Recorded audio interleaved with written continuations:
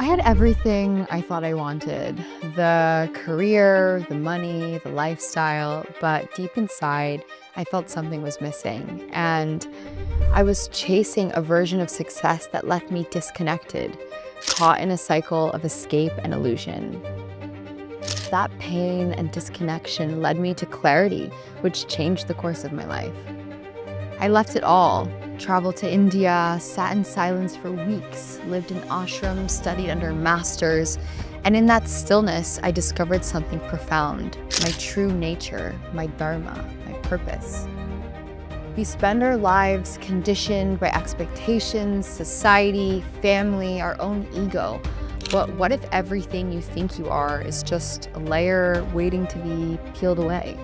You don't find your dharma, you remember it.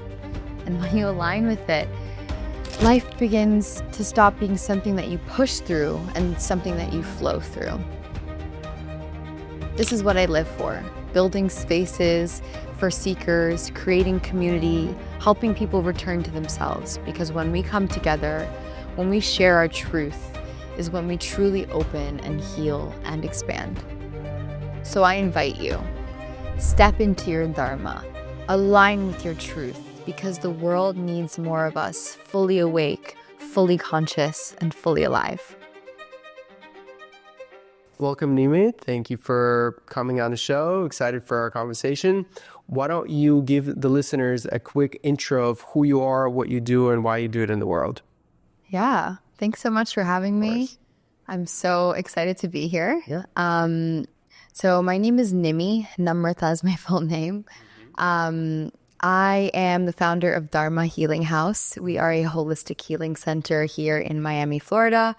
We offer multi-level, multi-style yoga, meditation, breathwork.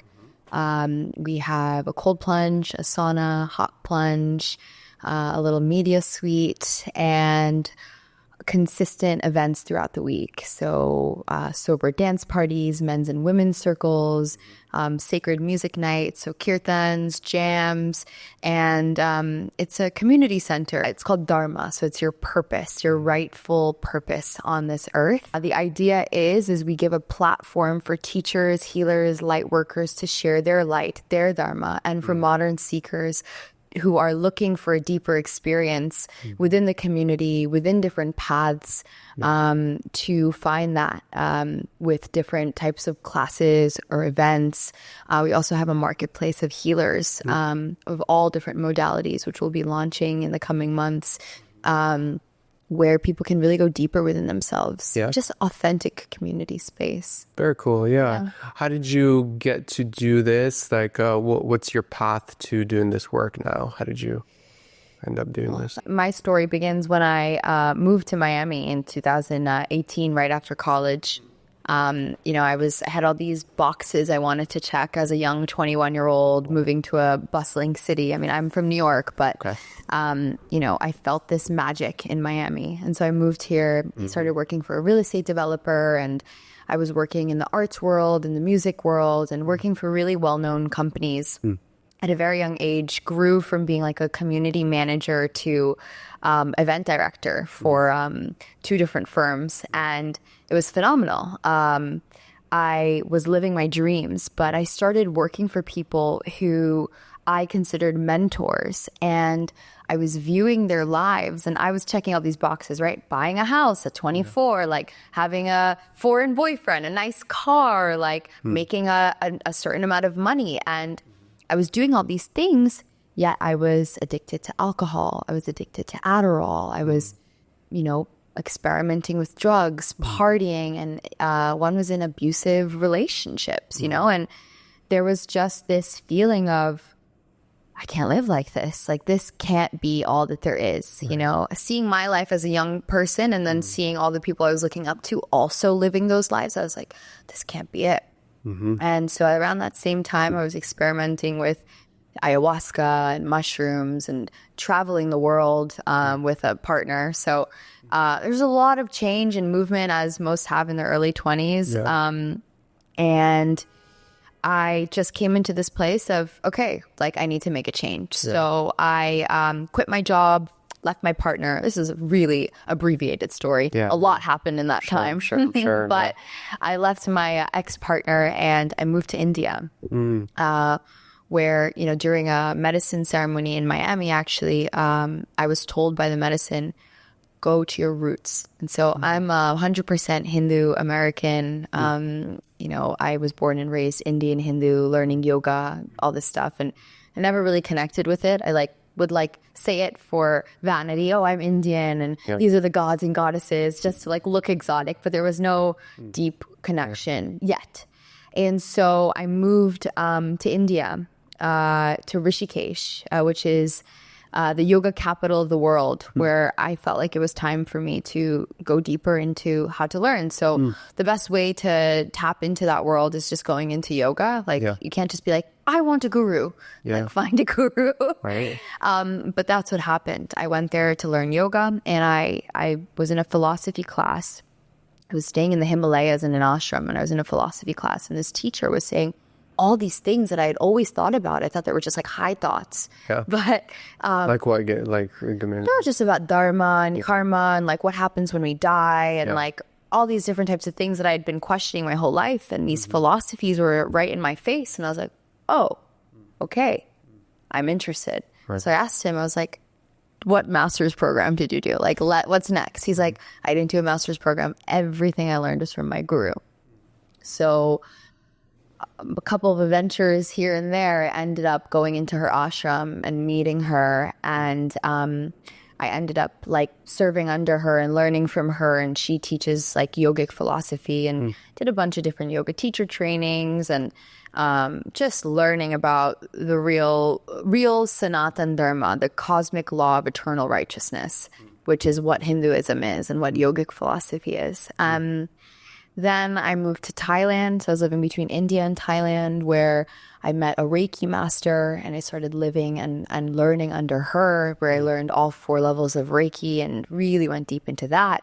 Then I started diving into Buddhism, into Vipassana meditations, where I spent around 22 days of silence in a Buddhist monastery in Thailand. So I just was diving really headfirst deep into these practices. And the bottom line is that I had realized I had been conditioned to be a certain person based on many things: friends, family, what society wanted of me, what I wanted to impress people with, what made me look cool, what I thought was success.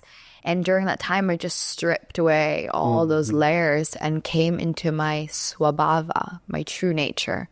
What made Nimi? What was innately the little child in Nimi? What did she love? What did she desire and she didn't receive, right? What actually makes me happy without it being a material thing, right? And I came down to it. It's conscious community, being around people, like-minded people that I can connect with, that we're learning from each other, that we're walking each other down a path of enlightenment. Yeah. I'm a singer, so conscious music and creation of music lights me up. And, love. I love love. So having a conscious partner is something that I'm calling in. So during that time, when I was exploring all this, they were always in conscious community spaces. So in India, Thailand, Philippines, all these different places I was going, I was like, okay, there's a common thread. There's warm weather, there's a body of water nearby, and there is movement with healing modalities after, and events and community kind of come after that, right? So I'm like, okay, I love yoga, so why don't I open a holistic healing center? So I started looking all over Asia, looking for different healing spaces, meeting with distressed property owners. And I'm like, hey, I'm 26 years old. Am I really going to open something in the Philippines or Thailand by myself? Maybe that's next step, Right. All my resources are in America. Yep.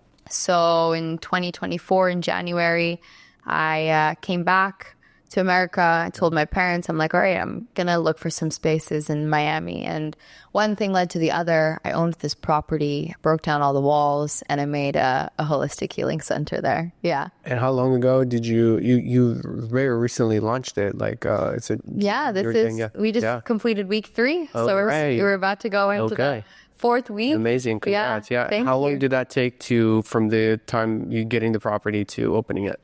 Yeah, so I bought this property back in 2021. Okay. And it was just an Airbnb rental, and we got like the licensing to make it like a business space. And we started construction in March, finished in December, and we launched in January.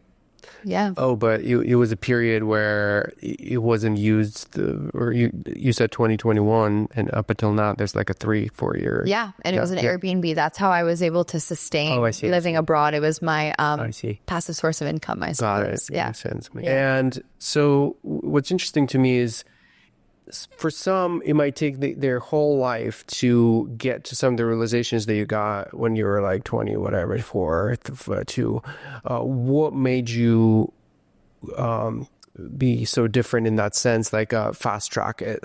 What were you doing differently that my people just not having? Or were you coming from money and that you maybe had the privilege to not worry about certain things? Or what do you think made you fast track the whole personal evolution? Yeah, I think that's, it's 2 things. I come from a family where my parents support me in the sense that, like, I'm not like overtly like a billionaire, but like I have never had lack mindset because I feel that like my family is like always going to be supporting me and loving me, and they want me to follow my dreams. And that's really beautiful. It wasn't always like that, and I kind of had to break them into that as their immigrant parents. But I think another thing, which is like a blessing and a curse, is that I've always been a rule breaker. And I don't like to follow the norm, and I like to be a little bit different. So it's like when people my age are living a certain way, I'm like, there must be something different. I must do it in a different way. Yeah. And at first that was like kind of like an identity thing of like, I want to be different. And then it became of like, okay, this is how I pave a path for myself, and hopefully for others to also be inspired to also follow their dreams and to understand their dharma, and to really know their dreams, to really know why they're here. Because if you look at the macro microcosm, right, it's like the cells in our body, right, they all have one purpose: to keep us alive, right? They're warriors of light, right? If the mitochondria is doing something and the nucleus is doing something, right, they have a dharma. They have a specific conscious role of being here. If all the cells started doing random things and they're all like doing 9-to-5 jobs, like, would we be alive? No, right? It's like same thing with us. We need to be really clear. And right, it's like when we get sick, what's happening is like there's confusion in the body. There's dis-ease in the body. Same things with us as humans. Like, we need to be clear on why we're doing the things we're doing. We do things without intention. So that's I don't know if that really answers your question. Yeah, sure. So it's interesting you did the analogy of the cell and components of your body have a dharma, but then also you said they have this conscious effort or something, the word conscious. Can you define for me dharma so I better understand what Yeah. So or I guess like what is the minimum prerequisite for the definition of dharma? Can a rock as dharma, or a cell can tell me what. So based on my philosophy and my beliefs, everyone has different beliefs. Even in Hinduism, there's thousands of different schools of thought, right? But I believe in something called Advaita Vedanta philosophy. And what it really peels down to is that everything in this cosmos is alive, and it is God. And so you're a god, I'm a god, this mic is a god, everything exists within that god. It's all energy, right? Like, we're just seeing some energy is more dense, like a rock. Some energy is just air and it's floating, right? So everything has a consciousness and everything is alive. It's just different levels of that, right? So everything does have a dharma. Now, for humans specifically, I can speak for a human. I can't speak for a rock. I don't know. Sure. But for humans, we all have a nature, right? So our nature is where we're born, what our parents' biases and histories are, what our friends, all the influences, impacts. If you believe in past lives, what all the past influences are for your soul's journey to be in this moment. Our DNA, what's like the historical stuff that's been passed down into our bodies that maybe our parents don't even know about. So all of that impacts our nature, right? And when we come into clarity without intellectual knowledge, but the knowing of, okay, here is who I am, right? When we understand who we are and what we are, then we can tap into Dharma. Now, Dharma, the big word Dharma, is the collective purpose of humans, of nature. The real full term is Sanatan Dharma, so the eternal law of cosmic righteousness. So we all operate with human laws, right? It's like if you kill someone, you go to jail, right? Yeah. But there is a cosmic law, right? It's like inertia, kinetic energy, like all these different movements, they all exist within the entire cosmos. So when we're in flow, right, when we're in the flow state and we're doing what we love and we're passionate and it feels right, not a lot of obstacles come up. And if they do, you're like, okay, I can work through this. I'll work through this. But when we're working against a current all the time, maybe that's just not our path. There's infinite paths, there's infinite choices, infinite opportunities in this life. And so when we're in our dharmic purpose and path, we're in that flow state with the cosmos. We're with the law of nature. We're like the water that's flowing. We're like the bees which are pollinating. Yeah. The bees are not fishing, are they? No, they're doing what they're meant to do. Sure. And so when we're in clarity and we're connected to the divine through different practices of deconditioning and gaining that clarity and wisdom pouring through, we're connected to our dharma. So it's your purpose. It's why you're here, and what brings us passion and ease and be able to just be. Yeah, beautiful. Yeah, so because I was also, my internal kind of interpretation of dharma had human, so there are different layers of abstraction of life. There's like a most primitive layers of like the atomic structures, and then there's cells, and there are more complex organisms like humans. And the Dharma concept thing in my mind was mainly applied to the layer of abstraction on which humans live, and so we wouldn't necessarily say a rock has Dharma because it doesn't have a conscious intent of navigating this reality. It has a certain level of consciousness, but it doesn't act on the world in a conscious way. But once you start doing that, once you start having, and again, I might be that was just I'm just sharing my interpretation, how I thought it is, but I might be, and that's why I asked. Yeah, I don't have enough knowledge on the different. I'm there definitely is scripture on it. I just haven't read it, but this like one quote is coming to my head. It's like, you can either like move a chair and it'll float with your hands if you do it with love, or you can drag a chair and you'll hear the chair crying.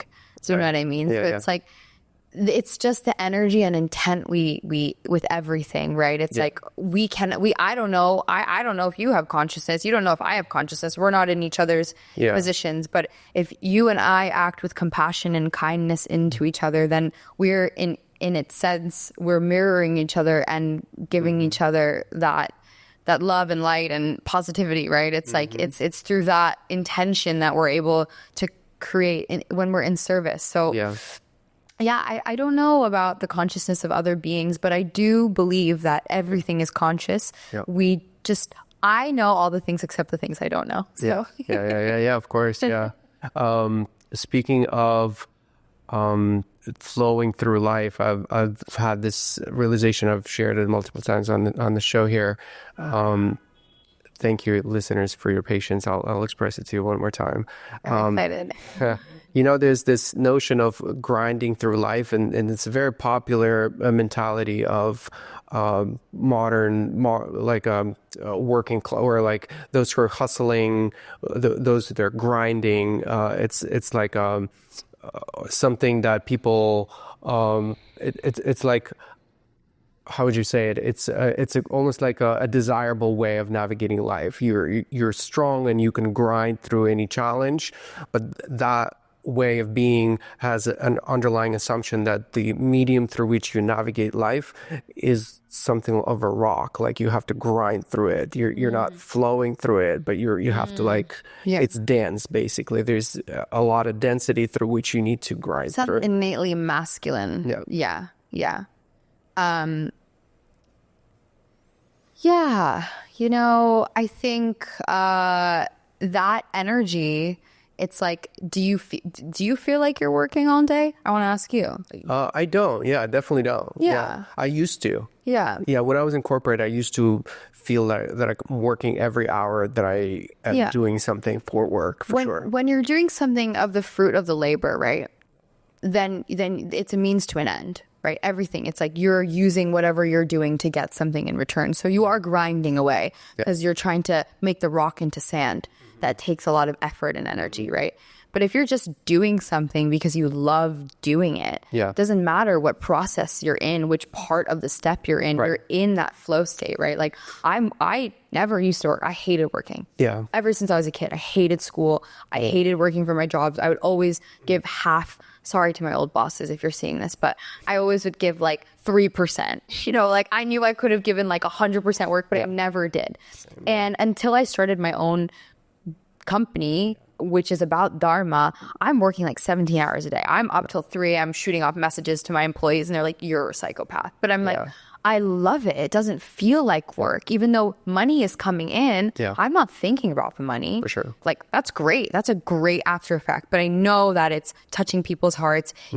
It's helping bring alchemy and transformation into people's lives. So it doesn't feel like work. So, you know, there can be that grind and hustle culture, but that's for a different intention. That's for a material wealth to gain certain successes, which, you know, intrinsically good or bad, I don't know. I'm not one to judge. It's not my place to judge. If someone is going to be happy with a nice car and a big house and all that stuff, and they like to, you know, wake up at 5 a.m., smoke their nicotine pens and work all night, and I don't know what people do. I don't know, but that's their life and that's what they enjoy. For sure. Power to them. But I think that does wear down on you. Because there is gain and loss, you know, and everything is impermanent. If you have a hot wife and a nice car and a house, like it can burn down. Yeah, you can. People die. Like, and you can burn down as well. Yeah. So it's a bit dark, but it's the truth. Everything is impermanent. For sure. So if you hold on to things like this, like that rock, it will hurt or it will slip through your hands, and you can't control that. The outside world we can't control. There was one idea that helped me to reframe anything that I do as, like, I'm tired of doing something because I've been doing it for too long, or like I've been working all day, and the ego might interpret that as working for a long time equals you getting more tired. But then comparing that to our heart that's beating nonstop the entire life, it's not getting tired.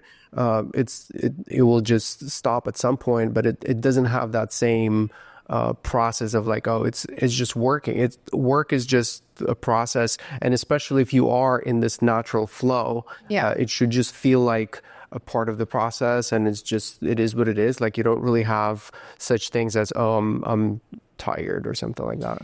Yeah, I mean, the first thing that comes to mind is like, why do we meditate, right? It's to give the mind rest. The rest of the body gets to rest, you know, but it's like the mind, even when we sleep, it's dreaming. If we drink too much coffee or we don't have our ashwagandha or whatever, it's just like, and it's like that. The mind is part of the body. The brain is part of the body. Like, it does need that rest, which is why the yogis and the monks are always like, come into meditation, rest the mind. Yeah. Bring the mind into a state of equanimity, because it's the one spiking everything. And then when it's spiking everything, it's spiking the body. And then there's tenseness, and then there's pain. And then we have people who are just miserable with their lives because they're in excruciatingly body pain, because their mind is excruciatingly going all over the place, running amok.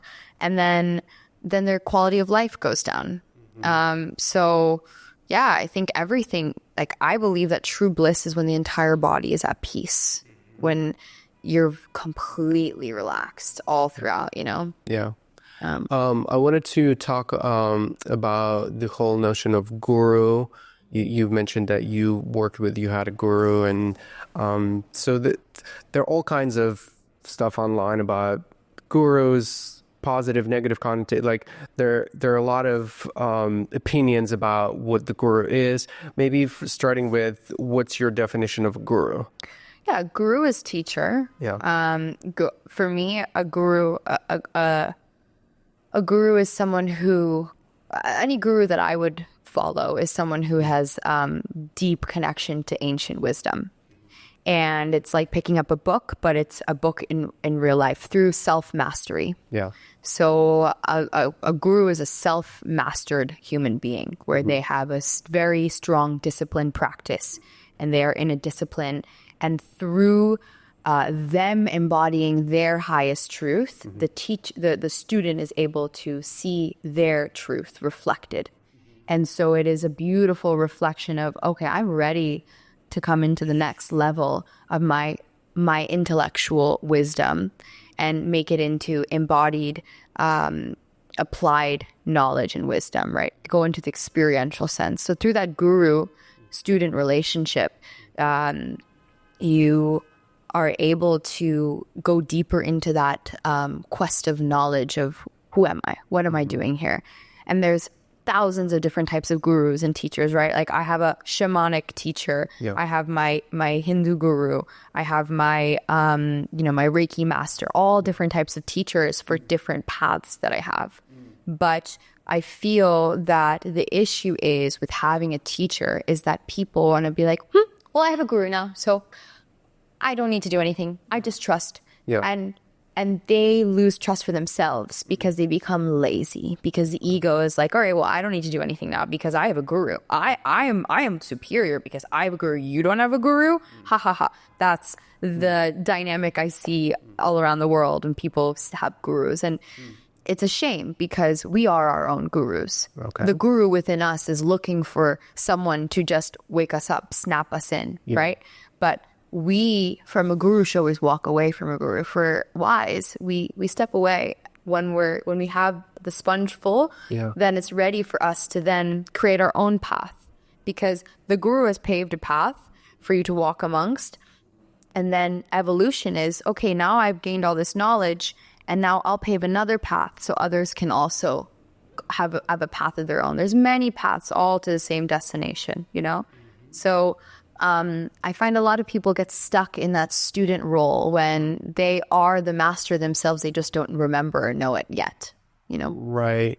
And is there a way to walk the path to your self-evolution, self-actualization without a guru? Yes and no. Depends on the path. If you're I believe that there's experience, and then we say jnana, which is knowledge, and then there's experience. There's this intellectual knowledge, which is very much of the ego and the mind trying to be curious and get all this knowledge, and then you're like, I'm right. But then the guru is there to kind of break the ego and give you different ways to look at things. So it's like a live book. I mean, maybe now with AI, I don't know, man.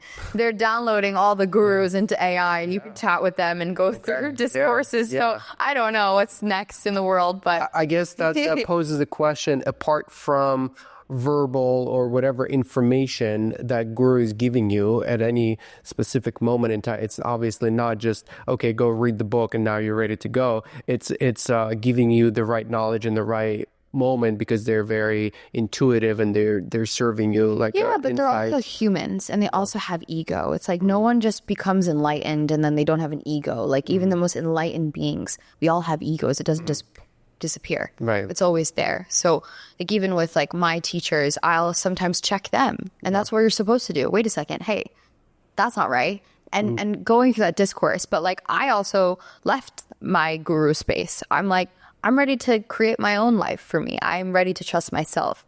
And that's when that discipline practice comes in.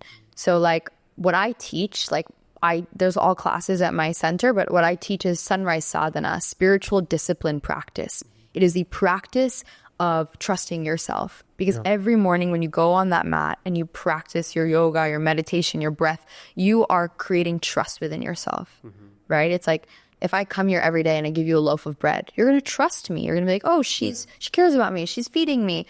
But Like the same thing with ourselves. If I come and show up every day to do that, then I'm trusting myself. And when you trust yourself, you have clarity. You have wisdom pouring through and with the right practice and with the right intention, you can have that. But it's important to learn that from someone. It's like learning a course online versus like sitting in an actual classroom. It's a different, it's like experiential knowledge, right? So psychedelics are so important. But psychedelics without any grounding, it's dangerous, right? Because then you're just like, oh, I'm getting high. But it's like you take that experience of the divine and then you root it with experience from ancient wisdom. And you're like, boing, that's the meeting point. Yeah. So it's a beautiful conversion of these two. That's why I feel like there has to be a balance of experience and knowledge coming together. And the guru is a really great way to bring those two into one. It's the divine, if it's the right guru, it's the divine incarnate. Mm-hmm. And how do one decipher or like differentiate a charlatan from a real guru?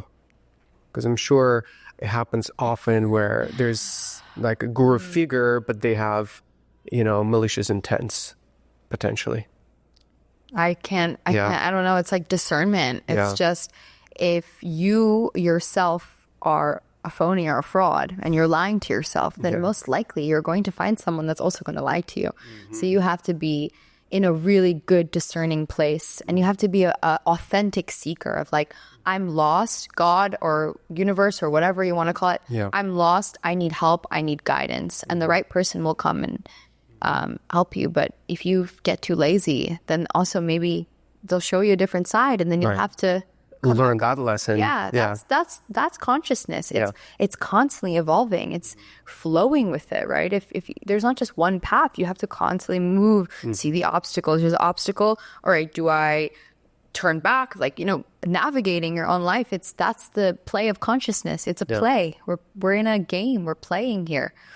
Would you say a guru is like a spiritual mentor? Yeah, for sure. Teacher, mentor, many different types of gurus. Yeah.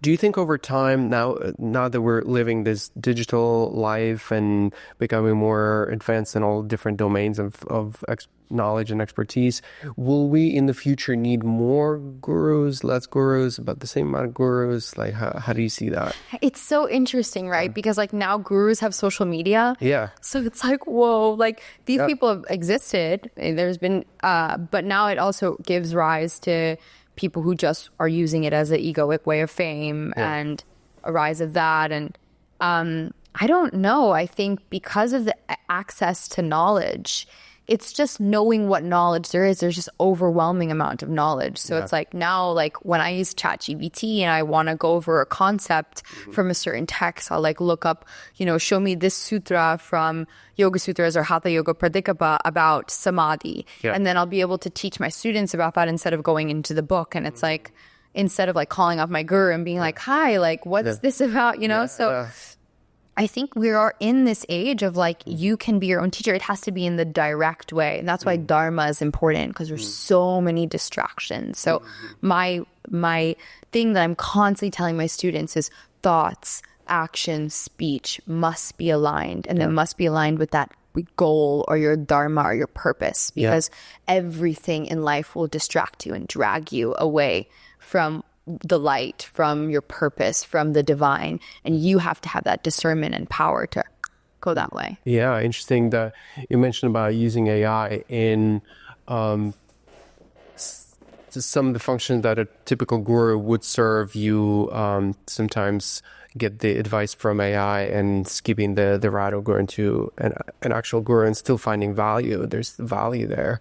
I wonder, will there be a moment where someone can fulfill all of their guru needs with a pre-trained guru-type AI, not just like a generic version, but the one that's trained on all of the, specifically on all of the wisdom and... Yeah, I think it goes back to the wisdom, the knowledge versus experience, because like I can say that I can get all this knowledge from AI and it's amazing. That's intellectual, right? Yeah. The feeling of having a learned master and seeing them in their 6-hour journey of their prayer from 4 a.m. until 10 and experiencing that unconditional love from someone who, you know, has lived such a different life that you cannot replicate, that the internet can't show you. That experience, that feeling, that love is, you know, it's something that I can't even share on camera because it's just something that's deep in my heart, my memory, and my soul. Yeah. And that experience will live with me for the rest of my life. But like me searching up this morning on AI won't, you know, it shapes me. The experience I had with her, the adversity, the love, it's like a relationship, you know? So yeah, it's that seeking also of, I'm so confused, I'm so lost, like I'm going to be lost for about 2-3 weeks, months until I find this person. And then it's like the hero's journey, right? Then you're like there and you're learning and la la la. And then there's this thing that happens. It's like the story. You can't replicate that on AI, you know? Yeah. AI is just an interesting conversation. I didn't know we were going to go this route. Well, yeah, I mean, technology, AI, future is a big theme for me personally. I mean, the show is called Human Future, and it's merging the aspects of the human existence, which is the tools that we create, the digital tools, the AI is a big part of the conversation. I definitely want maybe we can go to the direction of a desirable human future. How would you describe that for yourself? Like, what does that entail? What does that include? What does that exclude? And things like that. Yeah, I mean, I think you and I are both experiencing it in our like common circles here in Miami. There is conscious community coming together on a consistent basis. I think consistency is really important. We're so far from our families. We're in such different ways than like living in cities and living so disconnected on the computer. And, you know, what, if anything, COVID taught us is like, we hate being on Zoom. We hate being on Zoom. Yeah. And we like contact with other humans. Yeah. And it's really amazing to see that in Miami, you know, in such a vibrant, hustling party city. There's actually beautiful wellness and spiritual conscious community growing, and it's rising every day, and so many events happening all the time. And yeah, I think there's a lot of healing elements. I think there's a lot of like biohacking and being able to like measure the difference between like pre and post of like starting your spiritual practice. Like every day I'm hearing of different AI tools of like how to measure brain waves and how to measure like biophotons of your chakras. And I'm not an expert in any of those things, but hearing about these technologies and being able to measure it, I think, I don't know if I love it or hate it, but it's an interesting way to measure the level of consciousness and successive consciousness in certain communities. So, you know, like, is it the places that are more dense that are experiencing this, or they're the places that are more connected to nature? Like, I see that it's like LA and Miami, right? Like, I don't really see New York as a hyper conscious place, or, you know, London. There is sprinkles, but they lack that connection to nature. We have nature here, so I think we're able to come together.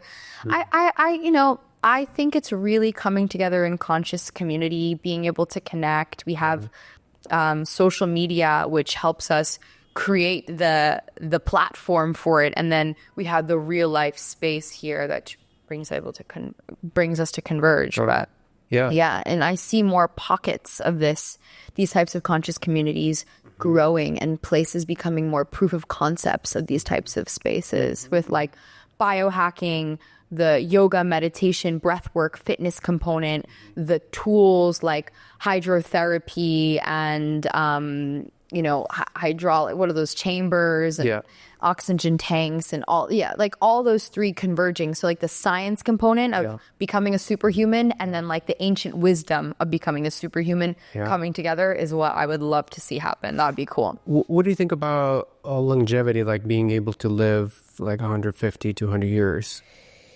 I definitely know that there are saints, monks who are way older than what the Guinness World Record is, for sure. From my understanding of what longevity is, it's like this, and then it's like this. Whereas like most people go like this, right? So it's like plateauing at around like 40 years old, staying at 40 until like 80, and then like slowly coming down.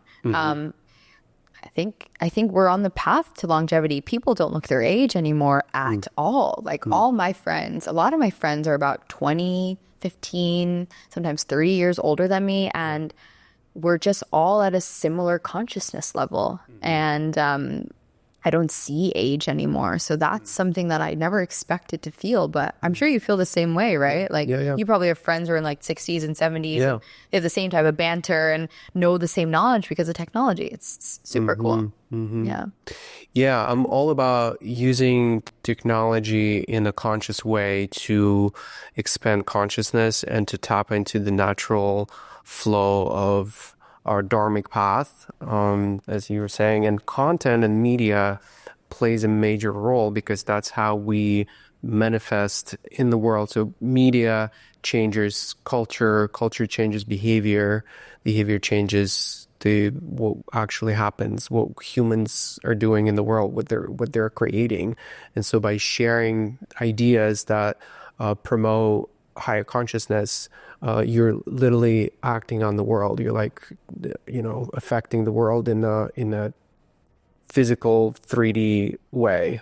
Yeah, I agree. I think it's such an amazing time for light workers and people who like are in service to get on stage and do what we're doing and share like seeds of knowledge. I think, there's a caveat, like there's good people who want to share good knowledge, and then there's people who are coming from a place that is unhealed, or from a place of ego and material desire, and then that can also plant the wrong seeds. But that's just the way of the world. There's duality. There's good, there's bad, but I think the more people who are starting to wake up, and the more people like, my guru getting on Instagram and sharing the stories of the Bhagavad Gita and the Puranas, like, that's affecting people, and they're learning from her from afar. They don't have to be in the ashram, and that's also beautiful. Like, that's such an amazing time. Like, can you imagine like 100 years ago if there was gurus like going around telling their stories? Like, it's an amazing time we live in. So yeah, that for like plus AI, it's like the right knowledge is there. You just have to be the seeker. You have to seek that knowledge. Yeah, it's interesting. Gurus are able to share themselves, their lifestyle, their teachings through media, and it's affecting people in a real way. Does that mean that at some point maybe we'll be able to create such a immersive experience for humans to experience that will be able to basically have one guru instead of affecting 100 people working with that guru directly one-on-one or in person. Now you can affect millions of people with the same guru plus media in the same or equally impactful way. Yeah, I think Sadhguru is an amazing example of that. Like, he is doing in-person things with hundreds of thousands of people. Last year I went to his ashram for Mahashivratri, which is coming up, the great night of Shiva. And there was like 1.2 million people at his ashram, all going through like Kundalini awakening, shaking things, who are very connected to him and all this stuff.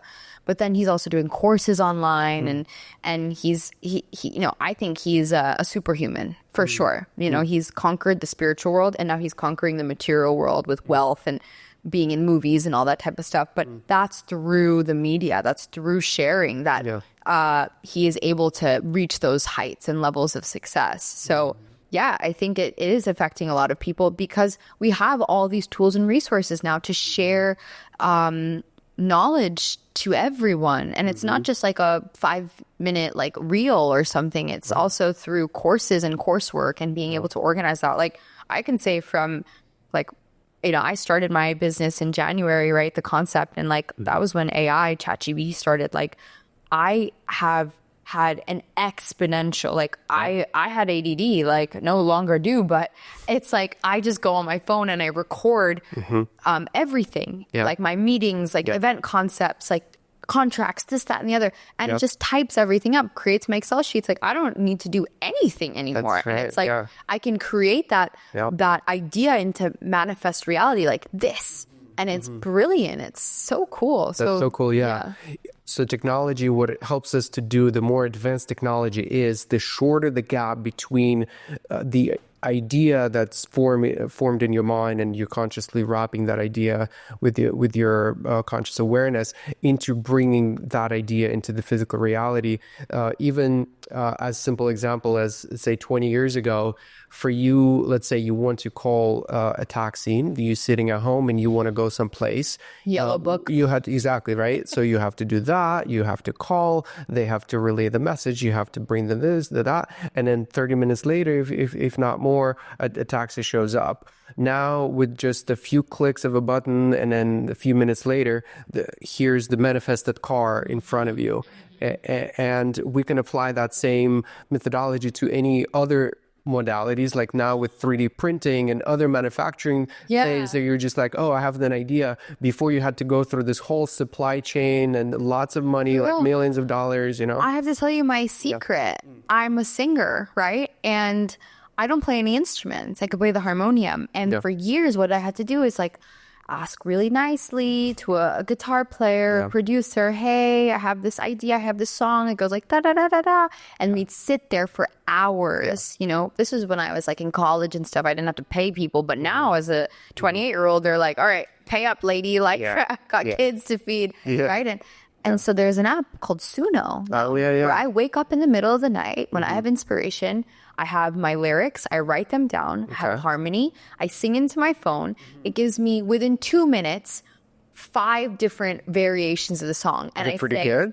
They're amazing. Wow. And then I call my producer the next day. I have songs. And I finished my album. What would have taken me 10 years, honestly. I started in college. I wrote 2 songs. And then when I was living in India, a couple songs. And, you know, recently I've been in a really beautiful medicine journey. I've been doing like a facilitator program. And I've had so much inspiration with creating my space and creativity and all this stuff.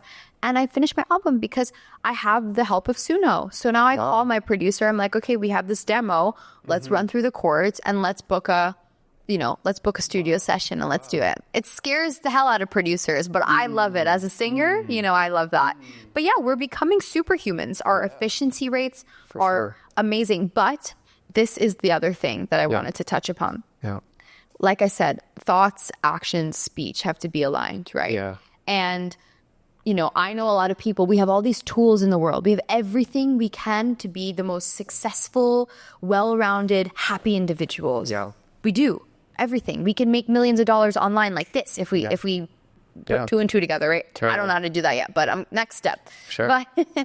But it's what we choose to think about, right? If we want to think about the hell of the world and creating, you know, that life is hell and this is happening and these people are dying, it's we're choosing that, right? If we choose to think, oh my God, I have all these resources. There's all this community waiting to be put together. There's all these ways that I can be creative and be efficient and not being in the comparison, lack, or self-doubt. Then we have that opportunity to create magic on earth. I truly believe there's infinite choices, opportunities in life. And we have the ability to choose that. We do, and it's amazing and it's exciting. And I hope, my dream is and my wish is that everyone is able to tap into that and see that, because you can think about the illnesses you have, or you can think about all the other things and how that does not define you. Totally. You know, things don't define you. You define you, you know? For sure. Yeah, exactly. Yeah, I love that. Tell me a little bit more about I hear often people say, you know, AI will basically, like in your example, music, you came up with the lyrics, you came up with the song, and then now you're putting it out, and then people are consuming it and they're really enjoying it. Versus AI doing the entire thing, and on the other end, people don't know and they're still enjoying it. Where does the human play a role where AI can create something that you can't even tell that there was no human in the loop? Yeah, I'm sure a lot of people are doing that. You know, like electronic music, how can you know? Like producers and stuff, like you can put in like, just say X, Y, and Z DJ on Suno, and you can say create a track like that, and it'll create the same thing, if not better. Really, it's crazy. Yeah. For me, I gotta play around with that actually. I'll show you it after. It's really sick. you know, and when I put my songs in, I record, so they create an AI voice that sounds like my voice, and those songs are done and ready as is, right? Like I could release that, but that doesn't feel authentic to me. For me, it's not about fame, it's not about money. It's because I love the process, right? So I think it's already happening. You know, it's crazy. Like the way the AI is now, it's like you could be at just say it's your birthday party, and we write out, okay, the birthday party, there's steaks and balloons and blah blah blah. It'll create a whole song with that in live time about what's happening, right? So with names of participants. Exactly. Like you can have Paper Plate Awards DJ song, like who knows? Like but I guess it's all about the intention. Like I want to create a piece of art. The arts, you know, we cannot it's like the experience of the guru. You cannot replicate or duplicate that. We're human beings. Like it's our process, it's our connection, it's our love to it. And that's what moves people. I'm sure you can also be moved by AI music. I know I have, but it's our connection to it. It's our intrinsic feeling and connection. Yeah, and then AI music, it's not like it came out of nowhere. It's a collective, you know, brain that's just spitting out what's already in the field of a human psychic or human existence in a way. And you're just, so speaking of intention, I had this interesting, bizarre experience. Again, I've shared it a number of times here, but I'll give you a brief story.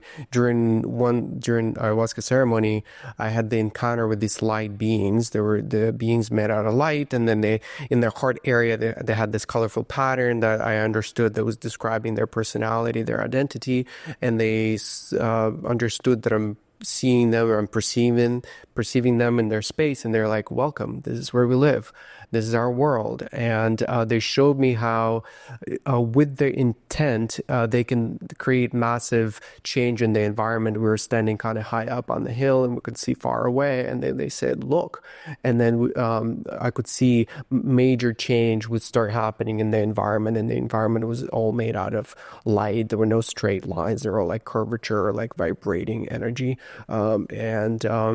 So that speaks to, like, somebody later asked me when I shared that experience, and then the person is kind of like a medium. She perceives spirits, and she's very tapped into that world. And the first question she asked me after I shared that is, do you think you're one of them? And I've never asked myself that question. It was like, it wasn't even a question I thought about. And something in me wanted to scream yes, like that is I was like looking at you when you were saying that. I was like, that's you, dude. So I later put a lot of, like, trying to wrap my mind around, like, what is this? Like, I've never was interested in like aliens, this, that. Like, I went into ayahuasca journey to work on my shadow, and my trauma, and my blockages and things like that. And I came out of this, like, what is this for? Like, I don't know.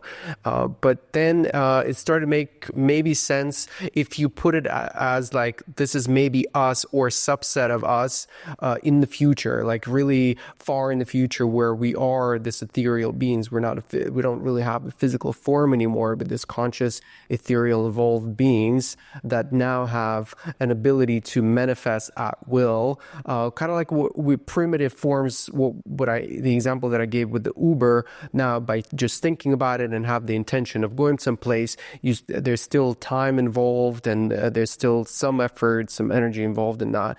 But if you extrapolate that ability to manifest in real time, it's like gods, basically. You can just manifest the whole world around you. Yeah. So that was kind of interesting experience that I've had. Yeah, I believe that. I believe that there's like a metaphysical version of us, or like highest self, as some may say, that is able, like, you know, when we feel like we really want something, like some sort of dream or whatever, and we have that dream, right? And it's like in our mind, it's already created. That's why we do like manifestation, visualization, exercises, Yeah. The material world has material weight and time and space. It's called Kala. And that takes time. Time has to exist, right? So it takes discipline and time and again, direction of thoughts, speech, action to make that happen. As humans in this meat locker, which we exist, we cannot just create magic like this. We can sometimes. but I think it does, there is many other laws of nature and physics which are involved to do so. But we can be hopeful that things can move quicker, and we can keep praying for that to happen. For sure. One of those laws, to manifest something, you need to have focus and prolonged focus, not just like focus here so there's a great analogy that clicked in my mind once. I understood that that's what's happening. Taking a magnifying glass outside on the sunny day and a piece of wood, if this distance is just right, it will start creating a physical change in the physical reality. And if you do it for too short of a time, nothing is going to happen. Or if the focus is not there, it's not going to burn the wood. And it's the same with conscious attention and focus on one thing. If you're just spread thin and you're like, your focus is all over the place, nothing is happening. Like you're literally like this magnifying glass not being focused, and you're not creating anything. You know what I mean? Yeah. I mean, when you were saying that, I was just thinking of like the sun and earth. Like we are a perfect point in time existing. Like if we were any closer to the sun, we wouldn't exist, right? If we were any further, we'd be frozen. So it's like everything is perfect. Everything is whole. I mean, Could we switch gears a little bit and talking about your center and the vision for it, and so far your experience creating it, so some of the experiences that you've created for people? Yeah. Amazing. Well, I mean, like I said, the vision is to create a platform for teachers, healers, light workers, those who are dedicated to their practice, to have a platform to share. I feel like a lot of studios and spaces in Miami, there aren't many. There's a lot of yoga studios, but there aren't many like holistic healing centers where people with different modalities are able to share their wisdom, right? Like we have Tai Chi classes, we have somatic healing workouts, mindful fitness, different types of yoga, prenatal, postnatal. So all different levels for all different walks of life, right? Like today we had like 3 pregnant ladies in the room who are preparing in the next couple of months to be mothers, and we have a teacher for that, and that's quite rare in Miami. So things like that, and for seekers to be able to be brought to the right teachers to guide them through that journey, right? And the flow in the space is, I felt that there was a real gap in Miami, right? You go to a yoga class or you go to a fitness class, and you're in a constellation of people. You all chose to be at a certain place at a certain time, right? We all freak out about 222, 1111. What about all these beings who 1 in a trillion chance are existing on Earth, deciding to come and converge in a place, share their energy for an hour? Like, I think that's quite special, right? It's rare. Like, we are rare to be alive. So, and I feel that after that class, us all choosing to be in one place at one time, we all are similar in certain ways, right? We like to be up, just say at 7:30 in the morning. We like to move our bodies. We like this type of practice. And then what happens? Well, see you later. See you maybe never. I don't know if I'm going to come to this class again. Maybe I'll see you at the coffee shop next door. I don't know. But what I have the flow is after the class, everyone gets changed. They bring a bathing suit. Then they go in the sauna. They get to know each other. They go in the cold plunge. They experience that level of toughness, of mental suffering together. And then they can hang out in the sun and be in nature and be in earth space together in a bustling city, right? So that is a really beautiful component of the space, of that bonding that comes after that movement. And so like my philosophy is, of yogic philosophy is the 3 gunas, tamas, rajas, sattva. So we all innately, when we wake up, are in a state of suffering, inertia, moving backwards. That's like the state of anxiety, depression, stagnancy, like having to pee, poop, wanting to cleanse ourselves, right? So I always give the analogy of like a dirty water bottle, right? It's filled with soot, mud, sand, dirt. That's that tamasic water bottle, right? So then, according to yogic philosophy, what's the best thing that we need to do, right? Shake it. Rajas, movement, kinetic energy. So that's that practice of movement. So we take that water bottle, we shake it, and all of the heavy sediments come to the bottom. Now the water's still dirty, right? That's usually when people go for a run or they go to yoga class and you're like, oh, I feel a yoga high. I'm done now. Then they'll get in their car, chug coffee, be cursing people off in traffic. And then they go and have their work day, come home, drink a beer, go to sleep. I don't know what people do. Yeah. But that sounds like what people do. And so then that's where people stop in the West, right? But we believe that the yoga, the practice of asana, movement yoga, is the first step into it's the first door into the mansion of yoga. Then there comes the purification process. The last step is called sattva, harmony, balance, equanimity of the mind. And so yoga means union. So once you do that movement practice, then I take everyone into the purification process, the pranayama. You take that dirty water bottle with that water that's a little less muddy, but it's still dirty, and you put it into a purifier. And you have it in your Kangen machine, your Tensui machine, and you're purifying it through all the different subtle elements. You did the gross, and the gross is grounded, alchemized, and then it comes the subtle elements. And through that subtleness, that's through pranayama. Prana is, energy, subtle energy. So you do breath, and then you go into meditation, the observing witness of the body and the mind. You go into a state of, this is Nimi, this is Nimi's body, this is Nimi's mind. Here's the mind yapping, here's a body suffering, and here I am, no longer being the subjective experiencer, but the objective witness.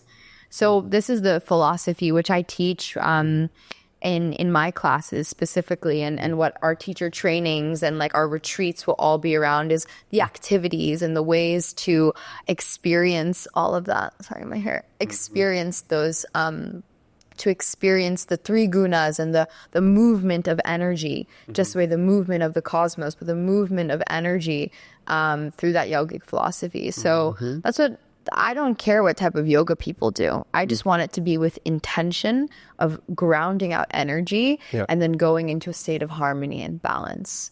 And through that harmony and balance, when you go back to that water bottle, is if you shine a light through, you couldn't shine a light through before. When you shine a light through, the light will come through and it'll be a prism, right, of infinite knowledge. We have that ability to access infinite wisdom and knowledge without picking up a book, without doing anything, but just being able to come into that state of knowing and discipline and trust. And that's when that dharma comes in. That's when you know the true nature of who and what you are. When you're able to then know who and what you are, then you can live your life with purpose.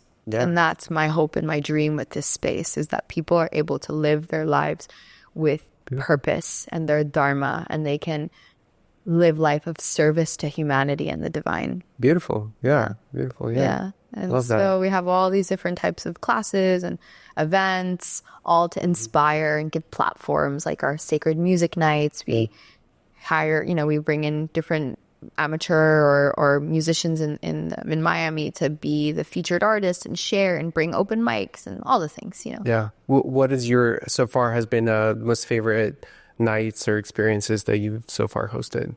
Our sacred music nights, our jam nights are really beautiful. Our kirtans are all of them are amazing. We have spiritual book club where we go through different books like The Power of Now, Four Agreements, Yoga Sutras. The jam nights are really beautiful. Like we sit around the fire. We have like 16 events we're hosting in February. It's crazy. Wow, yeah. Yeah. Almost like every other day. Yeah. The sober dance parties are really magical too. People are like dancing in the sauna, jumping in the cold plunge, like just flowing through it.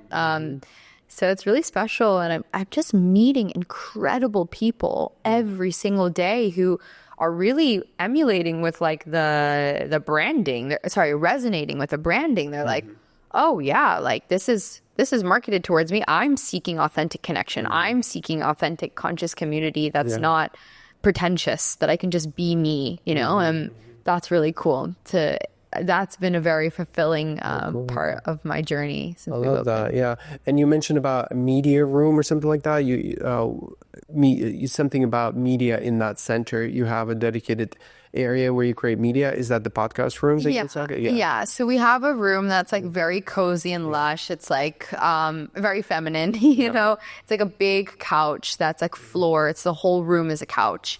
And we have two cameras on the sides, and we do like that room is my vision for that is when someone would go through like a journey or experience, whether at the center or maybe they go and do a medicine ceremony somewhere else and come into the space, whatever insights they have, whether they're doing like an integration coaching or something, they can record those insights and share them or keep them for themselves. So we have like a podcasting setup there.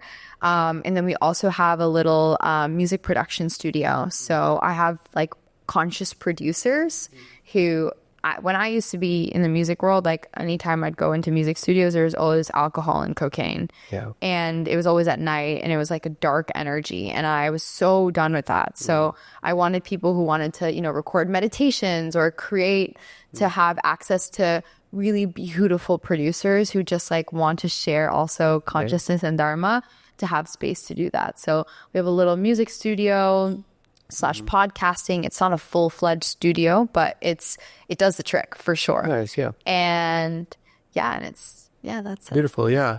So I think it's maybe a good place to kind of wrap up the conversation. Why don't you share with people any place you want them to go check out, or any resources you want to point people to, or any lost thoughts or ideas you want to share in this format?